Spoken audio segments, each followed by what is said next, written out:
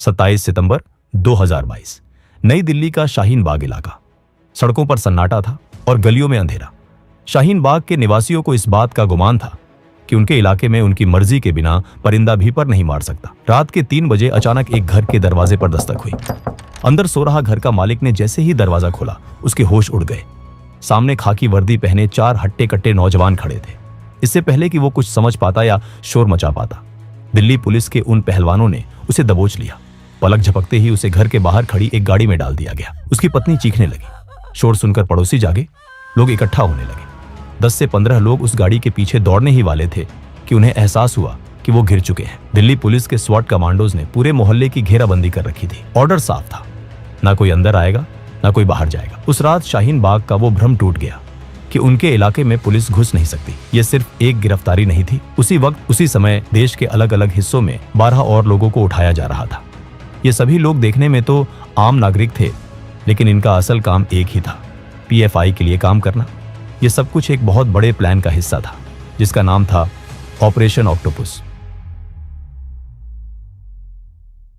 6 जुलाई 2022 बिहार विधानसभा के 100 साल पूरे होने का जश्न मनाया जाने वाला था। 12 जुलाई को खुद प्रधानमंत्री नरेंद्र मोदी इस समारोह में शामिल होने के लिए पटना आने वाले थे। पूरे बिहार में सुरक्षा के कड़े इंतजाम थे, सजावट हो रही थी, लेकिन प्रशासन इस बात से पूरी तरह अनजान था कि पटना के ही फुलवारी शरीफ इलाके में एक बहुत बड़ी साजिश रची जा रही है। फुलवारी शरीफ में अहमद पैलेस नाम की एक इमारत की पहली मंजिल पर कुछ लोग जमा थे। वो हथियारों की सफाई कर रहे थे, ग्रेनेड्स की गिनती कर रहे थे। ये लोग कोई मामूली अपराधी नहीं, बल्कि पीएफआई के ट्रेंड मेंबर्स थे। उनका मकसद खौफनाक था। 12 जुलाई को जब प्रधानमंत्री मोदी पटना आए तो उन पर दिन दहाड़े हमला करना। उनकी तैयारी पूरी थी। वो जानते थे कि प्रधानमंत्री का काफिला कहां से गुजरेगा और सुरक्षा में कहां चूक हो सकती है। तभी एक घटना ने बाजी पलट दी। फुलवारी शरीफ थाने के एसएचओ इकरार अहमद के पास एक व्हाट्सएप मैसेज आया। मैसेज बेहद भड़काऊ था। उसमें लिखा था, तुम्हें शर्म आनी चाहिए। मुसलमान आखिर कब बनोगे तुम? प्रॉफिट की महानता का गुणगान कब करोगे? कल जुमे की नमाज है, नया टोला की जामा मस्जिद पहुंचो और अपने रसूल को साबित करो। इस मैसेज ने पुलिस के कान खड़े कर दिए। पहले तो एक 0 एफआईआर दर्ज की गई, लेकिन जैसे ही पीएम मोदी के दौरे की तारीख नजदीक आई, सुरक्षा एजेंसियां अलर्ट मोड पर आ गईं। बिहार पुलिस ने उस व्हाट्सएप मैसेज की तह तक जाने का फैसला किया। जांच की आंच फुलवारी शरीफ के अहमद पैलेस तक जा पहुंची। 11 जुलाई को पुलिस ने वहां छापा मारा। वहां का नजारा देखकर पुलिस वालों के पैरों तले जमीन खिसक गई। वहां सिमी का पूर्व सदस्य अतहर परवेज और झारखंड पुलिस का एक रिटायर्ड दरोगा मोहम्मद जलालुद्दीन मौजूद थे। वो वहां युवाओं को हथियार चलाने की ट्रेनिंग दे रहे थे। लेकिन सबसे खतरनाक चीज जो वहां मिली वो था एक 7 पन्नों का डॉक्यूमेंट। उस डॉक्यूमेंट का टाइटल था India 2047 towards rule of Islam in India. उस डॉक्यूमेंट में साफ साफ लिखा था कि कैसे 2047 तक, जब भारत अपनी आजादी के 100 साल मना रहा होगा, तब तक भारत को एक इस्लामिक राष्ट्र बना दिया जाएगा। पूछताछ में उन्होंने कबूला कि उनका प्लान पीएम मोदी के दौरे के दौरान हमला करने का था। ये खबर जैसे ही दिल्ली पहुंची, हड़कंप मच गया। ये खबर जब राष्ट्रीय सुरक्षा सलाहकार अजीत डोभाल तक पहुंची तो वो समझ गए कि पानी सिर से ऊपर जा चुका है। 15 जुलाई 2022 को इंटेलिजेंस ब्यूरो आईबी ने एक और शख्स को गिरफ्तार किया, मरगूब अहमद दानिश। उसके फोन में गजवा ए हिंद नाम का एक व्हाट्सएप ग्रुप मिला, जिसमें पाकिस्तान और बांग्लादेश के आतंकी संगठनों के लिंक्स थे। सबूत सामने थे। पीएफआई अब सिर्फ एक संगठन नहीं, बल्कि एक दीमक बन चुका था जो सिस्टम को अंदर से खोखला कर रहा था। उसी दिन प्रधानमंत्री मोदी, गृहमंत्री अमित शाह और अजीत डोभाल ने एक गुप्त बैठक की। अजीत डोभाल ने प्रधानमंत्री के सामने रखे सबूतों को देखा और कहा, ये लोग प्रधानमंत्री की हत्या का प्लान बनाकर भी खुले घूम रहे हैं। मेरा मानना है कि ऐसा सोचना भी पाप है। मैं आपको वचन देता हूं कि आज से 90 दिन के अंदर अंदर इस देश की धरती से पीएफआई का अस्तित्व मिटा दिया जाएगा। यहीं से उल्टी गिनती शुरू हुई। डोभाल जानते थे कि पीएफआई कोई मामूली दुश्मन नहीं है। वो सिमी की तरह बेवकूफ नहीं थे। पीएफआई ने खुद को एक सामाजिक संगठन का चोला पहना रखा था। वो स्कूल चलाते थे, गरीबों की मदद का दिखावा करते थे और ह्यूमन राइट्स की बातें करते थे। अगर उन पर बिना ठोस सबूत के हाथ डाला जाता तो देश भर में दंगे भड़क सकते थे। उन्हें विक्टिम कार्ड खेलने का मौका मिल जाता। इसलिए डोभाल ने एक बहुत ही शांत लेकिन घातक रणनीति बनाई। पीएफआई असल में बैंड ऑर्गेनाइजेशन सिमी का ही नया अवतार था। 2001 में जब सरकार ने सिमी पर बैन लगाया तो उसके नेताओं ने समझा कि खुलेआम आतंकवाद की बात करने से काम नहीं चलेगा। इसलिए 2006 में उन्होंने केरल के एनडीएफ, कर्नाटक के केएफडी और तमिलनाडु के एमएनपी को मिलाकर पीएफआई का गठन किया। उन्होंने दुनिया को दिखाया कि वो दलितों और पिछड़ों की आवाज है, लेकिन हकीकत कुछ और थी। 2010 में केरल के प्रोफेसर टीजे जोसेफ का हाथ सिर्फ इसलिए काट दिया गया क्योंकि उन्होंने एक क्वेश्चन पेपर में कुछ ऐसा लिखा था जो पीएफआई को पसंद नहीं आया। 2016 तक पीएफआई पर दंगों के 125 से ज्यादा केस दर्ज हो चुके थे। 2017 में पता चला कि केरल से गायब होकर आईएसआईएस ज्वाइन करने वाले युवा पीएफआई से ही जुड़े थे। पीएफआई ने एक ऐसा इलीगल नेटवर्क बना लिया था जो गल्फ कंट्रीज से हवाला के जरिए पैसा मंगवाता था और उस पैसे का इस्तेमाल भारत में दंगे भड़काने और वकीलों की फौज खड़ी करने में करता था। वो सिस्टम के अंदर घुस चुके थे। केरल और कर्नाटक पुलिस में भी उनके आदमी मौजूद थे। इसीलिए डोभाल जानते थे कि इस बार वार सीधा और सटीक होना चाहिए। अजीत डोभाल ने सबसे पहले पीएफआई को उनके ही समुदाय से अलग करने की चाल चली। 30 जुलाई 2022 को दिल्ली में एक इंटरफेथ कॉन्फ्रेंस का आयोजन हुआ। डोभाल खुद वहां पहुंचे। इस सम्मेलन में सूफी संतों और बड़े मुस्लिम विद्वानों ने हिस्सा लिया। वहां एक प्रस्ताव पास किया गया कि पीएफआई जैसे कट्टरपंथी संगठन इस्लाम और देश दोनों के लिए खतरा है। डोभाल का संदेश साफ था, पीएफआई पूरे मुस्लिम समाज का रिप्रेजेंट नहीं करता। वो पीएफआई को सामाजिक रूप से अलग थलग करना चाहते थे ताकि जब एक्शन हो तो आम मुसलमान सड़कों पर ना उतरे। दूसरी तरफ पर्दे के पीछे असली खेल शुरू हुआ।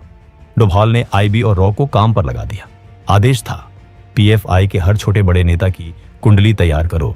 वो क्या खाते हैं, कहां जाते हैं, किससे मिलते हैं, उनके बैंक खातों में पैसा कहां से आता है। अगले 2 महीनों तक भारत की एजेंसियां पीएफआई के पीछे लग गईं। पीएफआई के नेताओं को भनक तक नहीं लगी कि उनके फोन टैप हो रहे हैं और उनके ड्राइवरों से लेकर रसोइयों तक पर नजर रखी जा रही है। अगस्त का महीना आते आते डोभाल के पास पीएफआई के हर काले कारनामे का डोजियर तैयार था। अब वक्त था एक्शन टीम बनाने का। डोभाल ने देश भर से ऐसे पुलिस अफसरों को चुना जो निडर थे और जिनका रिकॉर्ड बेदाग था, खास तौर पर उन राज्यों से जहां पीएफआई मजबूत थी, जैसे केरल, कर्नाटक, तमिलनाडु, महाराष्ट्र और उत्तर प्रदेश। इन अफसरों को दिल्ली बुलाया गया, लेकिन किसी को नहीं बताया गया कि मिशन क्या है। 4 अगस्त को गृह मंत्री अमित शाह कर्नाटक गए। वहां उन्होंने कर्नाटक के मुख्यमंत्री और गृह मंत्री के साथ गुप्त बैठक की। बाहर मीडिया को लगा कि ये कोई राजनीतिक दौरा है, लेकिन अंदर पीएफआई के खात्मे की स्क्रिप्ट लिखी जा रही थी। सबसे बड़ी चुनौती थी कॉन्फिडेंशियलिटी। अगर खबर लीक हो जाती तो पीएफआई के नेता अंडरग्राउंड हो जाते। इसलिए डोभाल ने एक और चाल चली। 2 सितंबर 2022 को प्रधानमंत्री मोदी को केरल के कोच्चि में आईएनएस विक्रांत का उद्घाटन करने जाना था। डोभाल भी उनके साथ गए। उद्घाटन के बाद पीएम तो दिल्ली लौट गए, लेकिन डोभाल वहीं रुक गए। वो कोच्चि के गेस्ट हाउस में रुके और वहां केरल पुलिस के डीजीपी और सीनियर अफसरों के साथ गुप्त बैठकें की। मीडिया को लगा कि एनएसए साहब रूटीन दौरे पर हैं, लेकिन असल में वो पीएफआई के गढ़ में घुसकर उनके खिलाफ जाल बिछा रहे थे।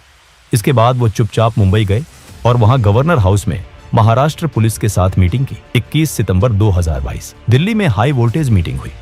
पीएम मोदी, गृह मंत्री अमित शाह, एनएसए अजीत डोभाल और आईबी चीफ तपन डेका एक कमरे में मौजूद थे। डोभाल ने बताया कि तैयारी पूरी है। 15 राज्यों में पीएफआई के ठिकानों की पहचान कर ली गई है। लिस्ट तैयार है कि किसे उठाना है। प्रधानमंत्री मोदी ने कहा, मैं जानता हूं कि आप लोगों ने बहुत मेहनत की है, लेकिन याद रहे, हमारी एक छोटी सी गलती से देश जल सकता है। हमें उतावलेपन से बचना है। पीएम का इशारा साफ था, ऑपरेशन ऐसा हो कि सांप भी मर जाए और लाठी भी ना टूटे। जैसे ही पीएम से ग्रीन सिग्नल मिला, ऑपरेशन ऑक्टोपस लॉन्च कर दिया गया। राज्यों की पुलिस को सिर्फ इतना बताया गया कि स्टैंड बाय पर रहो। उन्हें टारगेट की जानकारी बिल्कुल आखिरी वक्त पर दी गई। ऐसा इसलिए किया गया क्योंकि इंटेलिजेंस को शक था कि स्थानीय पुलिस में पीएफआई के इन्फॉर्मर हो सकते हैं। 22 सितंबर की सुबह जब दुनिया सो रही थी, भारत के इतिहास का सबसे बड़ा एंटी टेरर ऑपरेशन शुरू हुआ। एनआईए और ईडी की टीमों ने सीआरपीएफ की मदद से 15 राज्यों में 93 जगहों पर एक साथ धावा बोल दिया। केरल, जहां पीएफआई का हेडक्वार्टर्स था, वहां उनके चेयरमैन ओएमए सलाम के घर का दरवाजा तोड़ा गया। दिल्ली में पीएफआई के राष्ट्रीय अध्यक्ष परवेज अहमद को बिस्तर से उठाया गया। कर्नाटक, तमिलनाडु, यूपी, बिहार, हर जगह एक ही कहानी थी। पीएफआई के नेता जब तक संभल पाते, वो पुलिस की गाड़ियों में थे। सुबह होते होते खबर आग की तरह फैल गई। पीएफआई के समर्थकों ने केरल और तमिलनाडु में बंद का ऐलान कर दिया। कई जगहों पर बसों में आग लगाई गई, पेट्रोल बम फेंके गए, आरएसएस के दफ्तरों को निशाना बनाया गया। लेकिन डोभाल इसके लिए भी तैयार थे। उन्होंने पहले ही रैपिड एक्शन फोर्स को सेंसिटिव इलाकों में तैनात कर दिया था। पहले राउंड में 106 बड़े नेताओं को गिरफ्तार किया गया। उनके पास से जो लैपटॉप और दस्तावेज मिले वो चौंकाने वाले थे। उनमें बम बनाने के तरीके, हिट लिस्ट और विदेशी फंडिंग के सबूत थे। लेकिन डोभाल जानते थे कि काम अभी पूरा नहीं हुआ है। बड़े नेता अंदर थे, लेकिन सेकंड लाइन ऑफ कमांड अभी भी बाहर, और वो बदले की आग में जल रहे थे। वो दंगे भड़काने की प्लानिंग कर रहे थे। पीएफआई को लगा कि शायद मुसीबत टल गई है। वो अपने बचाव की कानूनी तैयारी कर रहे थे। लेकिन डोभाल ने उन्हें संभलने का मौका ही नहीं दिया। ठीक 5 दिन बाद 27 सितंबर की रात को ऑपरेशन ऑक्टोपस का दूसरा चरण शुरू हुआ। इस बार निशाना वो नेता थे जो दंगों को जमीन पर अंजाम देने वाले थे। शाहीन बाग से लेकर निजामुद्दीन तक और मैसूर से लेकर मालेगांव तक एक बार फिर पुलिस ने दरवाजे खटखटाए। इस बार राज्य पुलिस ने कमान संभाली। 7 राज्यों में ताबड़तोड़ छापेमारी हुई और पीएफआई के बचे खुचे नेटवर्क को तहस नहस कर दिया गया। 170 से ज्यादा और गिरफ्तारियां हुई। अब पीएफआई के पास ना नेता बचे थे, ना पैसा और ना ही कोई प्लान बनाने वाला। पीएफआई का पूरा ढांचा ताश के पत्तों की तरह बिखर चुका था। वो समझ ही नहीं पाए कि उनके साथ क्या हुआ। ऑपरेशन का ग्राउंड वर्क पूरा हो चुका था।